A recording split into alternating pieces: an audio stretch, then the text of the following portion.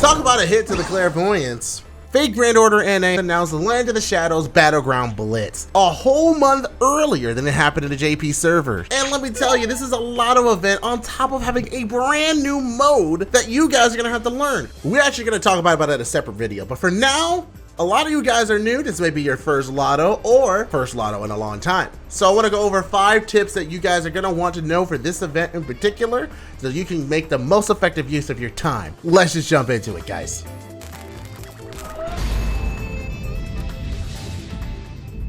Now, before we get started, I actually want to take a moment to do a little bit of self-promotion here. Do you like Milty Blood? Well, if you do, we are holding a Milty Blood tournament on September 3rd, 5 p.m. EST, sponsored by Clips.gg. I, for one, am just very happy that Milty Blood made it to the Evo stage earlier this month, and that actually added new characters Neko, Arc, and Mosh to the main roster. So I want to do a little bit of fun community building and have a tournament where the first place prize is $200. That's right, $200. That sounds pretty nice, right? And all you gotta do is click on the link down in the description. It's gonna give you the full instructions of what you need to do.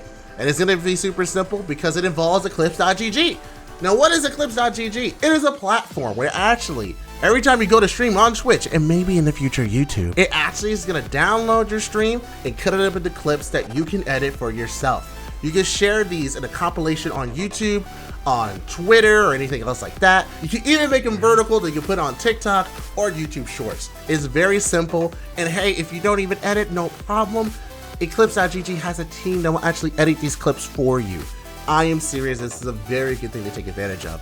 It's free to join the website. All you need to do is sign in with your Twitch and you're good to go. It is so simple. But regardless of that, the full instructions are gonna be on our Discord, discord.gg/ChaldeaGurus. So read those instructions, join that tournament, and I hope to see you there. Signups end on September 2nd. So we don't have that much time, but if you wanna participate and have a chance to win that $200 or other prizes, sign up and I hope to see you there. Now, one of the things that I hear from a lot of new players is that even though this event is going on, they just started the game, they just cleared Fuyuki, maybe Orleans, or even Septum, and there's just other things that they want to do instead of the event that's going on. And normally I can understand that for certain events because there might just be too much going on in this event. Maybe you feel like you don't have the servants needed to actually take on and farm the effect effectively. I understand that, but not for this one. Battleground Blitz is what's known commonly as a lottery event, in that you have to go ahead and farm the material, in this case this dog currency, to actually roll an additional box that's going to have materials,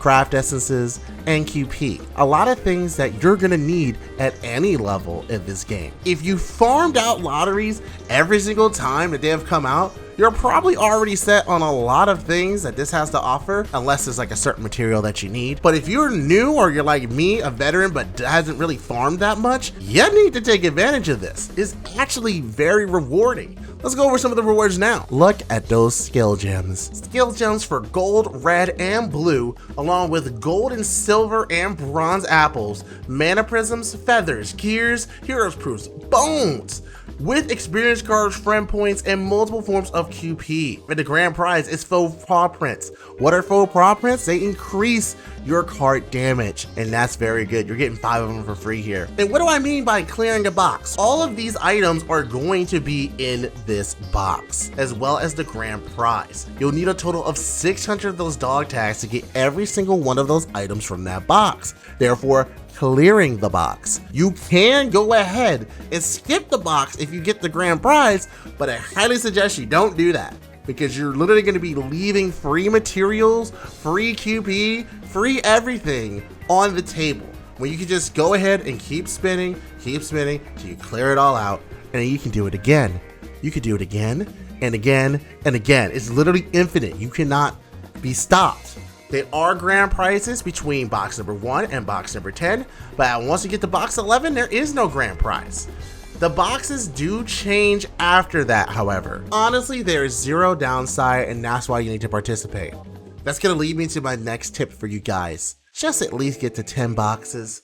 As I was saying before, Boxes 1 to 10 give you a grand prize. 1 to 5 is those full paw prints, with the 6th prize being a crystallized lore, which you need that to fully level up a skill to 10. And for box 7 and 9, you get the golden HP foe card, while 8 and 10, you get the golden attack foe card. You need that to help get your service to 2,000, and it's just giving it to you for free, 2 of them each. And after that, there is no grand prize, so if you want to stop there, you got everything that you really need. At the very least, you got 10 boxes worth of gems, materials, all that. If you want to know how much stuff you get, just times all this by 10. All the EXP cards, all the apples, all the gems, all of this stuff, you will be good. I really think you should go more so that way you can over prepare yourself, and that way you won't be hit and forced to use your pure prisms if you still have them, or forced to the position to where you have no pure prisms and you need anything on this list. And there's a lot of servants that need gears, heroes proof, bones, and feathers, so just having a lot of those is good. But now we need to go to the most effective ways to farm this lottery. Are we gonna go straight for the mission that drops the most dog tags? Not so fast. You're gonna want to get the CE from the store first. The reason being is that this CE, wearing our hearts on our sleeve, gives +1 to your dog tag drops. That means these are very good in multiples. If you max limit break it, it's gonna be +2, but honestly, I really don't recommend you max limit break this unless you have quite a lot of this CE. It can drop in the event, but really just have all 4 of them in use, and then have a support one that has, maybe they have a max limit broken one. If you want to be helpful for that, in that case, but if you want to farm the most effectively, you need to grab this CE, and they're all in the shop. Bronze coins, silver coins, and gold coins. There's gonna be 2 for gold coins and 1 each for the silver and bronze. You're gonna need 200 bronze coins, 200 silver coins, and 400 of the golden coins, just so you can get these CEs, and you need to get those CEs first. Then you can go all out and actually farm out for those lottery tickets. And that's probably gonna lead you to the next thought. How you're gonna farm this event. A lot of people, especially on the NA side, covet and hold 3-turn farming and looping as the thing that you need to do.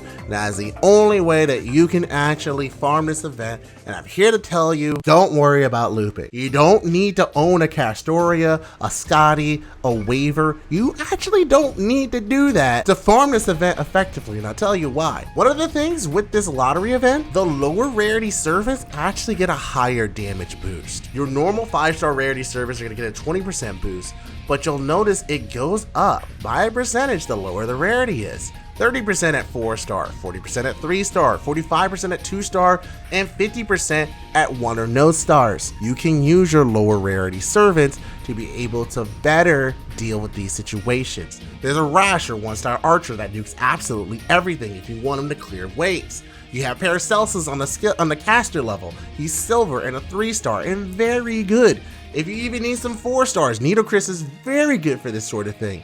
We even had some free 4-stars in the past, but literally you have your options. And even to take that a step further, you have to realize that there's an extra node in there for farming. Take phase 1 for example. We have the normal rarities here, Conscript Warrior, Knight, Imperial, and normally Hero will be where you get the tickets.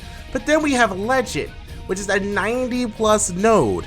And as you can see here, it's not a normal 3-3-3 wave.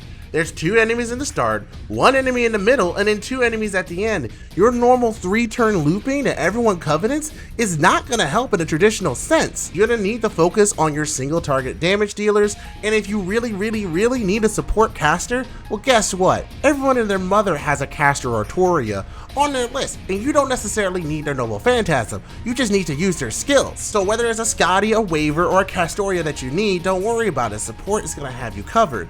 You just need to focus on what servants you want to use to actually make forward here. And for some of you guys, please just use the plug suit. I get a lot of you don't like using plug suit for whatever reason, but seriously, it's gonna open you up to use more options later in your comp, and it's just no reason not to use it. If you don't have the plug suit and you're a new player, definitely go through the effort of getting it. It's a great mystic coat to have, and many comps use it. It's so effective to be able to use more units in your backline than just the 3 in the front line. So I highly recommend that you go ahead and use that. And if you're confused or lost, or you just need some help coming up with comps, we got some resources here to help you out. Spreadsheets. You're gonna wanna use them. There's actually gonna be quite a few people who have spreadsheets made. Funny enough, we actually have K-Droth, who has spreadsheets for each round of the Battleground Blitz. So if you're feeling a little lost, honestly, just join discord.gg/Chaldea Gurus and go to the FGO spreadsheets channel. We're gonna have them pinned here and we update this constantly. So if you just need some help, go here. If you have more questions, we have a lovely community that's gonna answer those questions for you as best as they can. Lotto events are so important, but the Battleground Blitz is unique because that is the first event that they actually introduce a brand new mechanic, and that's gonna be the Grail fronts. I don't talk about that here because mainly I really want you to focus on the lottery aspect, but those Grail fronts are actually important. It's a brand new game mode that they're experimenting and continuing to expand on, and you're gonna wanna understand how it works. So for that, I want you to go ahead and click on this video right here, and you'll actually get the full breakdown of what to do. If you don't see the video up yet, that's because I'm in the process of editing it still. So like, comment, and subscribe, and I'll see you there.